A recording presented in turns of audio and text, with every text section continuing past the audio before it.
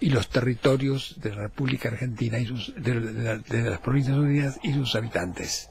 Es decir, que nos reconocen como un pedazo, no como un Estado, no como una nación, sino como un pedazo de tierra con un montón de gente arriba. Segundo, los ríos interiores son de navegación exclusiva para los ingleses. Eso determina que en la época de Rosas los franceses pretendieran lo mismo. Como los franceses podían ganar, porque tenían buques a vapor, y los ingleses los tenían a vela y a vapor, ambas escuadras actúan juntas era obligado, pero la paz la hacen por separado. Tratado Arana-Schurter, 1849. Los ríos interiores son argentinos e ingleses por el Tratado de 1825. Segundo, Gran Bretaña ejercerá su legítima influencia para que Francia abandone para siempre sus pretensiones comerciales en Buenos Aires y Montevideo. Año 1850. Tratado Arana-Leperdure. Francia reconoce que los ríos interiores son argentinos e ingleses por el Tratado de 1825. Francia abandona para siempre sus actividades comerciales en Buenos Aires y Montevideo. Los franceses se fueron para siempre y los ingleses se quedaron para siempre. Traigo en el libro profundos estudios de eruditos franceses de la época, donde señalan muy bien que esto es una factoría británica. El que más enfatizó en que éramos una factoría británica fue Forbes, cónsul norteamericano, que le escribe al presidente John Quincy Adams: ¿a dónde me mandaron?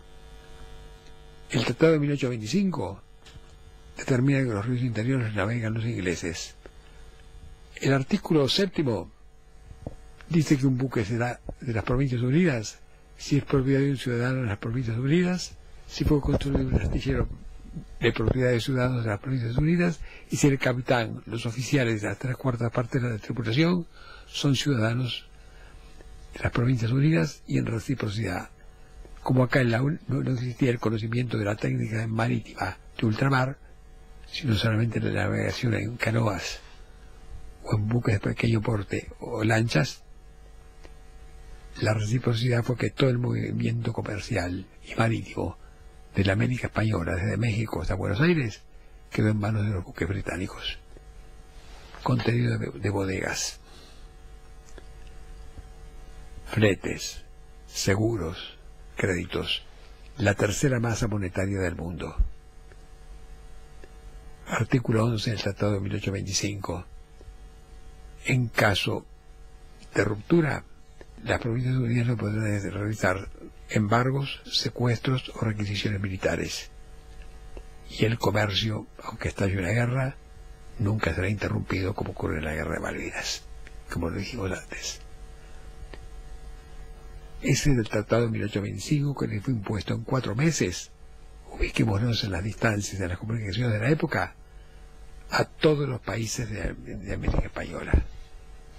Por eso Cobden dice: América Española es libre.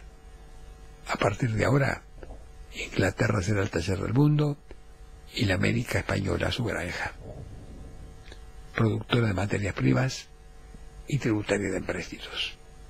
Casos argentinos: sumas pagadas por los empréstitos desde 1976 hasta la fecha, 220.000 millones de dólares. Sumas adeudadas, 170.000 millones de dólares. Fuente: el expediente de la deuda externa radicado en tribunales, del cual fuimos peritos consultores.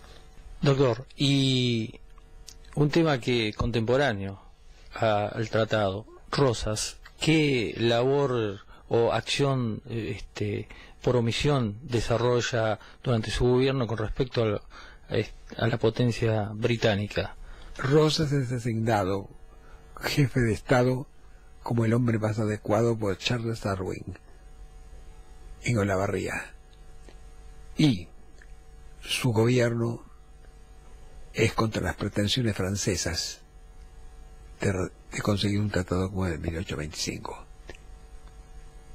Derrotados los franceses, y los unitarios eran franceses, Rosas deja de ser útil al Imperio Británico. Por eso, cuando antes de Caseros le pide al primer ministro que lo sostenga en el gobierno, el primer ministro le dice que sus servicios ya no son necesarios para su majestad y que, en consecuencia, debe arbitrar los medios que considere aptos para quedarse del gobierno o retirarse. Se retira bajo el amparo del cónsul británico. Sale de acá en un buque británico y ha recibido en Londres con 21 salvas de artillería. La paradoja con Moreno. Moreno, que se opuso a los ingleses, no obstante haber sido del riñón de ellos, lo envenenaron y lo tiraron al mar. Hay documento, por primera vez, las 4 obras de Moreno y su envenenamiento, relatado por su hermano Manuel Moreno y por el general Tomajido en sus memorias.